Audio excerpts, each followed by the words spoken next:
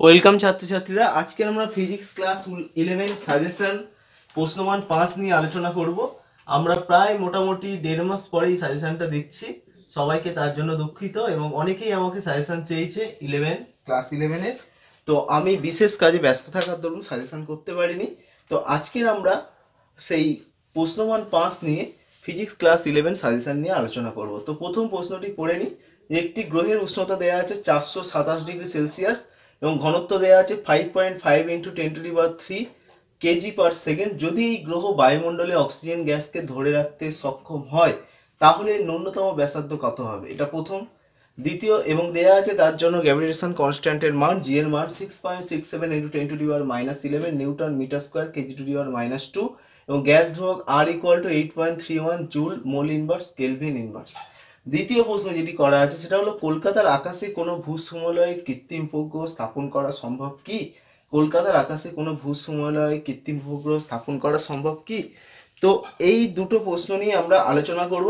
সেই কারণে আমরা প্রথম প্রশ্নটি সলভ করব বলে আমরা সেই প্রথম প্রশ্নটির কিছু অংশ লিখে নিয়েছি, যাতে আমাদের সময়টা বেশি নষ্ট না হয়। কারণ যেহেতু এটা সাজেস্টিভ করছি এখানে, তো এখানে বোঝানোর মতো সেমন কিছু নেই। জাস্ট কেমন উত্তর হয় এবং কতটুকু লিখলে এক্স্যাক্টলি নাম্বার পাওয়া যাবে সেটাই জাস্ট বোঝানোর জন্যই আমরা করাচ্ছি।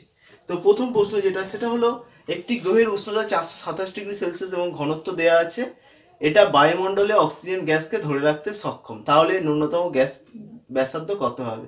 তাহলে বায়ুমণ্ডলে অক্সিজেন গ্যাসকে যেহেতু ধরে রাখতে সক্ষম, তাহলে বায়ুমণ্ডলে অক্সিজেন গ্যাসের যে আরএমএস বেগ এবং যে মহাকর্ষের জন্য যে হচ্ছে বেগ, মুক্তি বেগ, সেই দুটো বেগ তাহলে সেম হওয়া উচিত। সেই দুটো বেগ যদি সেম হয়ে যায়, তাহলে ভি ইকুয়াল টু কি বলতে পারি, √2gm/r। মুক্তি বেগ আমরা জানি যে ভি ইকুয়াল টু √2gm/r। এবারে এম এর সাথে যদি আমরা আর এর কনসেপ্ট আলোচনা করি, অর্থাৎ কোনো গ্রহের মাসের সঙ্গে কোনো গ্রহের ভর, সেটাকে যদি আমরা এম ধরি, তার সাথে যদি আমরা কোনো গ্রহের ব্যাসার্ধ এবং ঘনত্বের আলোচনা করি, তাহলে এম ইকুয়াল টু কিনা 4/3πr³ into rho. M equal to কি হয়, 4/3πr³ ইন্টু রো। এই যে অংশটা, অর্থাৎ এম ইকুয়াল টু কিনা 4/3, কারণ 4/3πr³ না আয়তন গোলকের এবং তার যে ঘনত্ব, আয়তন এবং ঘনত্ব গুণ করলেই আমরা ভরটা পাবো। তাহলে এখান থেকে যদি আমরা ভাবি, তাহলে 2g/r, তাহলে 2g/r ইন্টু এম, এম এর জায়গায় কি লিখতে পারি, 4/3πr³ ইন্টু রো। তাহলে যদি আমরা গুণ করে দিই, তাহলে আমরা কি বলতে পারি, 2 ইন্টু 4 মানে 8, তাহলে কত, 8/3g/r² রো, 8/3g/r² রো। তাহলে এইটা হলো কি না, এইটা হলো মুক্তিবেগ, এইটা হলো কি না মুক্তিবেগ।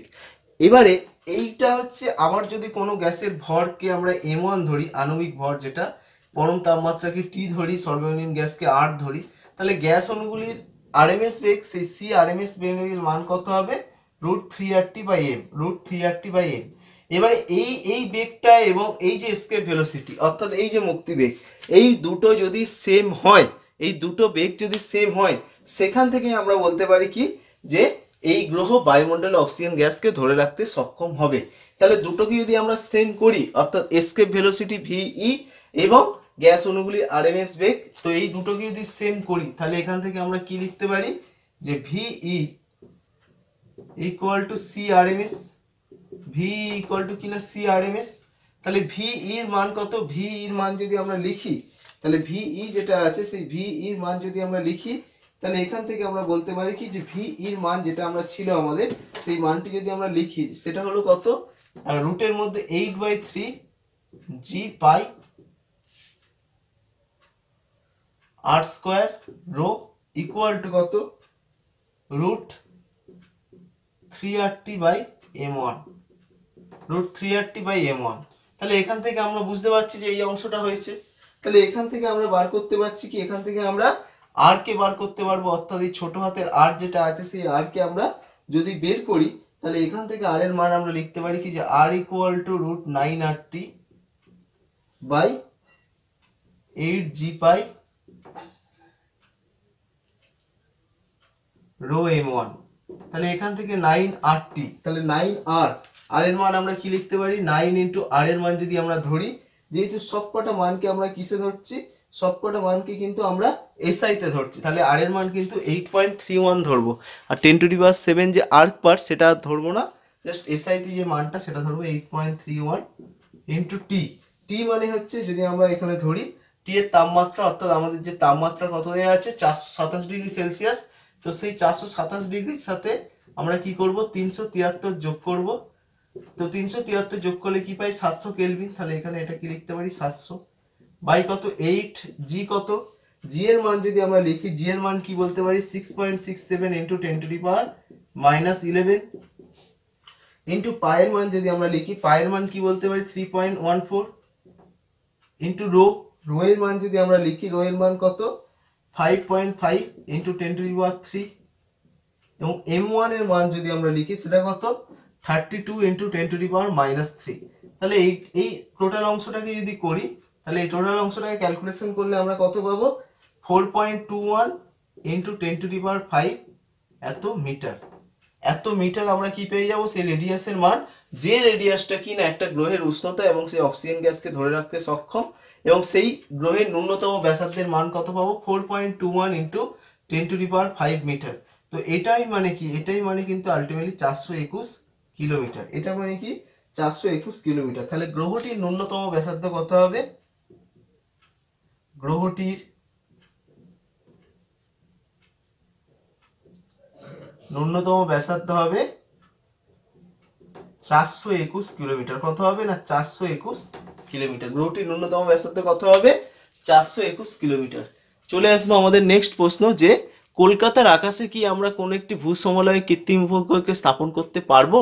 তো সেই প্রশ্নটা নিয়ে আমরা আলোচনায় আসবো। প্রশ্নটির উত্তর আমরা অলরেডি করে ফেলেছি। এবারে নেক্সট প্রশ্ন, যে কলকাতার আকাশে কি কোনো ভূসমলয় কৃত্রিম উপগ্রহ স্থাপন করা সম্ভব? তো ভূসমলয় কৃত্রিম উপগ্রহকে যদি আমরা স্থাপন করতে চাই তাহলে ভূসমলয় কৃত্রিম উপগ্রহকে কিন্তু সর্বদা নিরক্ষীয় তলে আমাদের স্থাপন করতে হবে। তো এটির অবস্থান সেই জন্য নিরক্ষরেখার ওপর স্থাপন করতে হবে। যেহেতু কলকাতা নিরক্ষরেখার উপর অবস্থিত নয়, সেই জন্য কলকাতার আকাশে কিন্তু ভূসমলয় কৃত্রিম উপগ্রহ স্থাপন করা সম্ভব না। সেই জন্য কলকাতার আকাশে কিন্তু ভূসমলয় কৃত্রিম উপগ্রহ স্থাপন করা সম্ভব নয়। তো আমাদের এই প্রশ্নটি শেষ করলাম। চলে আসবো আমাদের দ্বিতীয় প্রশ্ন, প্রশ্নমান 5। আসবো আমাদের নেক্সট প্রশ্নে। নেক্সট প্রশ্নটি দেয়া আছে যে তাপমাত্রা বৃদ্ধির সঙ্গে জাড্যভ্রমকের কোনো পরিবর্তন হয় কি? তাপমাত্রা বৃদ্ধির সঙ্গে জাড্যভ্রমকের পরিবর্তন হয় কি? এবং তার সঙ্গে আছে টর্ক ও কৌণিক ভরবেগ সংক্রান্ত অবকল ভেক্টরটি লেখো, এবং সুষম কৌণিক ত্বরণে ঘূর্ণনরত কোনো কৌণিক সরণের রাশিমালা দেয়া আছে, সেখান থেকে আমাদের কণাটির কৌণিক ত্বরণের মান নির্ণয় করতে বলা হয়েছে। তো তাপমাত্রা বৃদ্ধি পেলে বস্তুর জাড্যভ্রমক বৃদ্ধি পায়। ধরা যাক এম ভরের কোনো বস্তুর যে কোনো একটি অক্ষ সাপেক্ষে জাড্যভ্রমক আই এবং চক্রবর্তী ব্যাসার্ধ কে, তাহলে আই ইকুয়াল টু আমরা কি বলতে পারি M K square. I equal to কি বলতে পারি আমরা এম কে স্কোয়ার। তাহলে এখান থেকে যদি আমরা ডিআই বার করি তাহলে ডিআই ইকুয়াল টু আমরা বলতে পারি কি যে কে স্কোয়ারকে যদি ডেরিভেটিভ করি তাহলে কি হবে 2k ডিকি। কে স্কোয়ারকে যদি আমরা ডেরিভেটিভ করি তাহলে কে স্কোয়ারকে করলে কি হবে 2k এবং তার ডেরিভেটিভ করলে ডিকি। তাহলে ডিআই ইকুয়াল টু আমরা বলতে পারি কি 2mk dickey. DI equal to আমরা কি বলতে পারি 2mk ডিকি। এই পোর্শনটা দেখো যে ডিআই ইকুয়াল টু আমরা কি বলতে পারি 2mk ডিকি, কারণ আমরা জাড্যভ্রমক আই ইকুয়াল টু কি জানি mk স্কোয়ার। তাহলে এই যদি ডিআই করি তাহলে এমটা কনস্ট্যান্ট থেকে যাবে, কে স্কোয়ারের ডিকে করলে 2k ডিকি। তাহলে এটা হলো ডিআই আর এটা হলো আই। তাহলে ডিআই আর আই কে যদি আমরা অনুপাত করি তাহলে ডিআই কত পেলাম 2mk ডিকি এবং আই কত পেলাম mk স্কোয়ার। তাহলে এম কে কে কেটে গেল, তাহলে কি হলো 2dk বাই কে। তাহলে dI by I equal to কত হলো 2dk বাই কে। তাহলে বস্তুর তাপমাত্রা যদি ডিথিটা পরিমাণ বৃদ্ধি পায় তাহলে ডিকে ইকুয়াল টু আমরা কি বলতে পারি যে ডিকের মান সেটা ইকুয়াল টু কি বলতে পারি কে আলফা ডিথিটা। কারণ আমরা কে ইকুয়াল টু কি জানি যে যদি আমরা করি এখান থেকে, এবং আমরা যদি বস্তুর তাপমাত্রা পরিমাণ হচ্ছে ডিথিটা পরিমাণ বৃদ্ধি পায় তাহলে যে ডিকে পরিমাণ বৃদ্ধি পাচ্ছে অর্থাৎ সেইটা এটা ইকুয়াল টু বলতে পারি কি কে আলফা ডিথিটা। তাহলে এখান থেকে কি পাচ্ছি যে এখান থেকে আমরা কি পেলাম, এখান থেকে ডিকে বাই কে, অর্থাৎ এই যে ডিকে অংশটা আমরা বার করলাম সেই ডিকে যদি আমরা লিখি কত না কে আলফা ডিথিটা। তাহলে এখান থেকে যদি এটাকে যদি কে দিয়ে ভাগ করি তাহলে কে দিয়ে ভাগ করলে কি হবে আলফা ডিথিটা। তো এই মানটাই যদি এখানে বসাই অর্থাৎ 2dk বাই কে, এই অংশটাই যদি আমরা এই আলফা ডিথিটা অংশটাকে বসাই তাহলে কি হবে 2 আলফা ডিথিটা। তার মানে ডিআই বাই আই এর মান কত 2 আলফা ডিথিটা। তাহলে ডিআই ইকুয়াল টু কত হবে আই ইন্টু 2 আলফা ডিথিটা, মানে ডিআই এর মান কত 2 আলফা ইন্টু আই ডিথিটা। ডিআই এর মান কত 2 আলফা আই ইন্টু ডিথিটা। তাহলে এইটা হলো কি না ডিআই ইকুয়াল টু আমরা পেলাম কি 2 alpha I into d theta.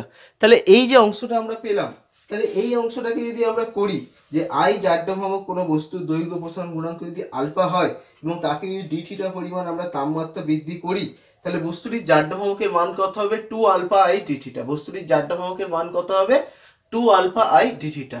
তার মানে আমরা এখান থেকে বলতে পারি কি যে জাড্য ভ্রামকের পরিবর্তন হয়, কেমন ভাবে পরিবর্তন হয়, যে আই জাড্য ভ্রামক বিশিষ্ট কোন বস্তুর দৈর্ঘ্য প্রসারণ আলফা হলে ডি থিটা পরিমাণ তাপমাত্রা বৃদ্ধিতে জাড্য ভ্রামক কত হয় 2 আলফা আই ডি থিটা। জাড্য ভ্রামকের মান কত হয় 2 alpha I d theta, 2 alpha I d theta. তো এইটা আমরা বের করতে পারলাম। এবারে চলে আসবো এর পরের যে প্রশ্নটি আছে, সেই প্রশ্নটি দেয়া আছে কি না সুষম কৌণিক ত্বরণে ঘূর্ণনরত কোনো না টর্ক ও কৌণিক ভরবেগ সংক্রান্ত যে অবকল ভেক্টর, টর্ক ও কৌণিক বেগ সংক্রান্ত যে অবকল ভেক্টর, সেইটা আমরা আলোচনার মাধ্যমে আলোচনা করব। টর্ক ও কৌণিক বেগ সংক্রান্ত যে অবকল ভেক্টর সেইটা আমরা আলোচনা করব। তো টর্ক আর কৌণিক ভেক্টরের সাথে যে সম্পর্ক সেটা যদি আমরা বার করি, সেটা ইকুয়াল টু আমরা বলতে পারি কি যে অবকল ভেক্টরটা লিখে দাও, মুছে দিচ্ছি। তো টর্ককে যদি আমরা এল দিয়ে প্রকাশ করি, তাহলে এল ইকুয়াল টু আমরা কি বলতে পারি আই আলফা। তাহলে আই আলফা ইকুয়াল টু কি বলতে পারি আই এক, যেখানে কি আই যদি আমরা এখানে প্রশ্ন করে যে আই এখানে কি, তাহলে আই এখানে আমরা কি বলতে পারি আই এখানে কিন্তু যদি আমরা আই কে এখানে বেস করি তাহলে আই ইন্টু ওমেগা, যেখানে আই হচ্ছে কিনা মোমেন্ট অফ ইনার্সিয়া মানে জাড্য ভ্রামক এবং ওমেগা হচ্ছে কিনা কৌণিক বেগ। তাহলে টর্ক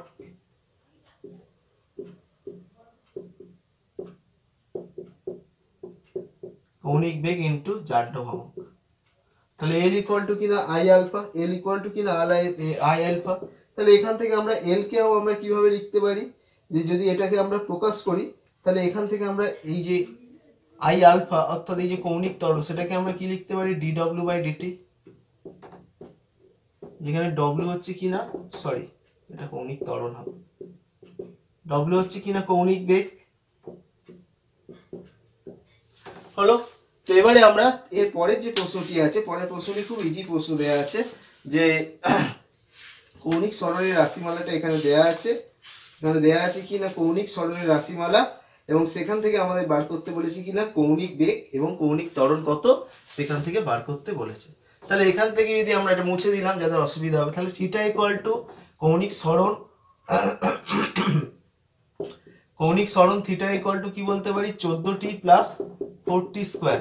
তাহলে এখান থেকে যদি আমরা কৌণিক সরণ থেকে যদি আমরা কৌণিক বেগ বার করি তাহলে কি হবে, একে একবার ডেরিভেটিভ মানে 14 ddt of t plus 4 into ddt of t square. তাহলে এখান থেকে d থিটা বাই dt এটা w কৌণিক বেগ সেটা সমান বলতে পারি কিনা 14 plus 4 into dt square into 2t, তার মানে কত 14 প্লাস 8t। তাহলে এটা হলো কিনা কৌণিক বেগ। যদি আমরা কৌণিক ত্বরণ বার করি তাহলে এখান থেকে আলফা ইকুয়াল টু কি বলতে পারি d square theta by dt square. তাহলে এখান থেকে আমরা বলতে পারি কি যে ddt অফ 0 প্লাস 8t কে যদি করি 8, তার মানে কত 8। তাহলে এখান থেকে কণাটির কৌণিক ত্বরণের মান কত হবে 8 radian per second square, 8 radian per second square. তাহলে কৌণিক ত্বরণের মান কত হবে 8 radian per second square, 8 radian per second square. তো এইরকম ভাবে আমরা প্রশ্নমান 5 দ্বিতীয় অংশটি আলোচনা করলাম, যার প্রথম প্রশ্নটির মান ছিল 2 নাম্বার, দ্বিতীয় প্রশ্নটির মান 1 নাম্বার, তারপরের প্রশ্নটি 2 নাম্বার, মানে টোটাল 5 নাম্বারের প্রশ্ন। চলে আসবো আমাদের নেক্সট প্রশ্নে।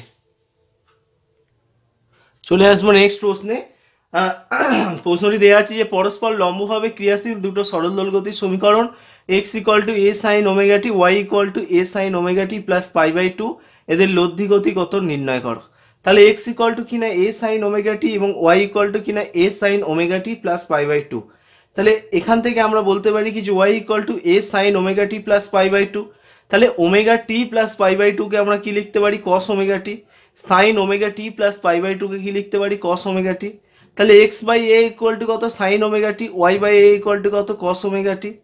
তাহলে এটাকে যদি 1 নম্বর ধরি, ওটাকে যদি 2 নম্বর ধরি, তাহলে 1 নম্বর এবং 2 নম্বর সমীকরণকে যদি আমরা স্কোয়ার করি, অর্থাৎ 1 নম্বর সমীকরণের স্কোয়ার প্লাস 2 নম্বর সমীকরণে যদি আমরা স্কোয়ার করি, তাহলে আমরা বলতে পারি কি যে এক্স বাই এর whole square plus Y by এর হোল স্কোয়ার ইকুয়াল টু কত, সাইন স্কোয়ার ওমেগা টি plus cos square omega T. এবং সাইন স্কোয়ার ওমেগা টি এবং কস স্কোয়ার ওমেগা টির মান কত, 1। তাহলে আমরা বলতে পারি কি যে X square by A square plus Y square by A square এর মান কত, 1। তাহলে x square plus Y square equal to কত, এ স্কোয়ার। তাহলে এইটাই হলো কি X square plus A square যদি এ স্কোয়ার হয়, অর্থাৎ একটা এটা কিন্তু সার্কেলের সমীকরণ হয়ে যাচ্ছে, অর্থাৎ একটা বৃত্তের সমীকরণ হয়ে যাচ্ছে।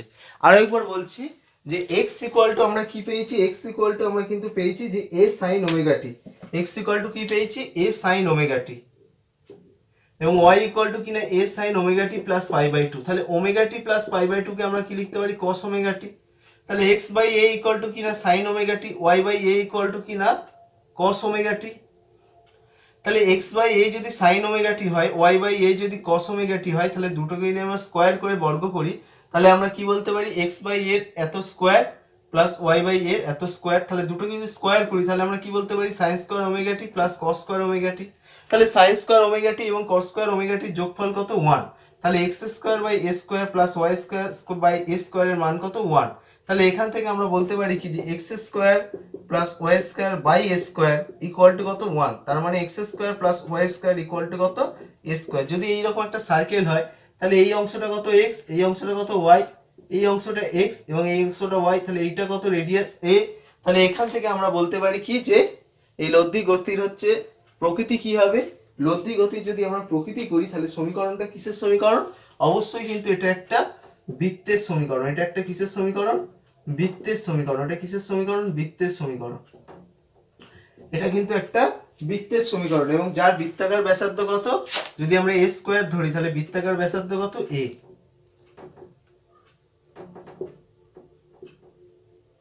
বৃত্তাকার ব্যাসার্ধ কত, এ, যার বৃত্তাকার ব্যাসার্ধ কত, এ। এবারে নেক্সট প্রশ্ন যদি আমরা আলোচনা করি যে উপগ্রহের সরল দোলকের পরীক্ষাটি করা সম্ভব কি, উপগ্রহের সরল দোলকের পরীক্ষাটি কি করা সম্ভব। তো সেই প্রশ্নটি আমরা আলোচনার মাধ্যমে আলোচনা করব যে উপগ্রহে সরল দোলকের পরীক্ষাটি করা সম্ভব কি সম্ভব না। তাহলে এখানে কিন্তু আমরা আলোচনা করব যে কেন সম্ভব, যদি সম্ভব হয় তাহলে সম্ভব কেন, এবং যদি সম্ভব না হয় সেই সম্ভব কেন নয়, সেই ব্যাপারটিও আমরা আলোচনার মাধ্যমে আনবো। তো আমরা যদি উপগ্রহের সরল দোলগতির পরীক্ষাটি করি, উপগ্রহে যদি সরল দোলগতির পরীক্ষাটি করি, সেক্ষেত্রে আমরা কি দেখব যে আমরা জানি যে কৃত্রিম উপগ্রহে কিন্তু অভিকর্ষীয় ত্বরণ কাজ করে না, অর্থাৎ কৃত্রিম উপগ্রহে কিন্তু কার্যকর অভিকর্ষীয় ত্বরণ শূন্য। ফলে যে কোনো বস্তুই কিন্তু ভারহীন, তার কোনো ওজন নেই। ফলে কিন্তু সরল দোলকের কার্যনীতি অভিকর্ষের উপর নির্ভরশীল হয়। কৃত্রিম উপগ্রহে সরল দোলকের পরীক্ষাটি করা কিন্তু সম্ভব নয়। তাহলে আমরা আলোচনা করছি যে ব্যাপারটি, সেটা হলো কি না, কৃত্রিম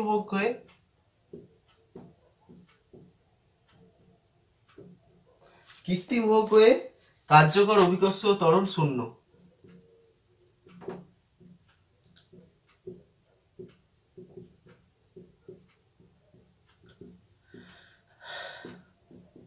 কৃত্রিম উপগ্রহে কার্যকর অভিকর্ষীয় ত্বরণ কিন্তু শূন্য, ফলে সব বস্তুই ভারহীন,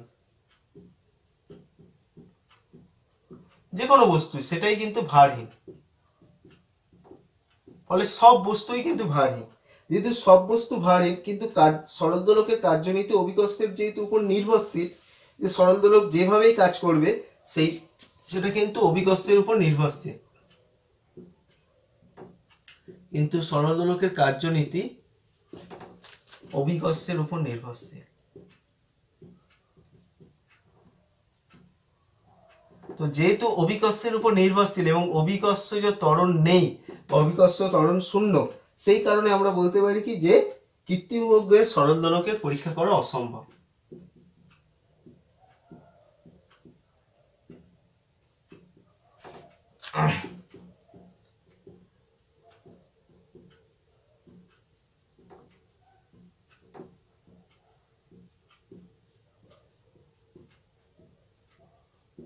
হলো।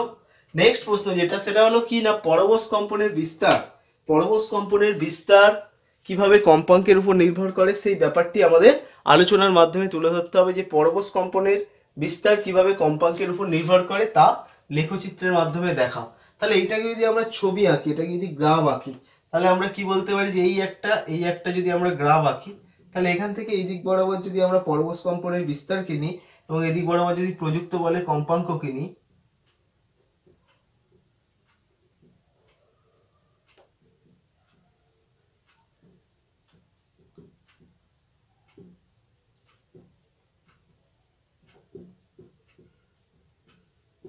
তাহলে এখান থেকে যদি আমরা গ্রাফ আঁকি তাহলে এরকম ভাবে গ্রাফটা প্লট হবে।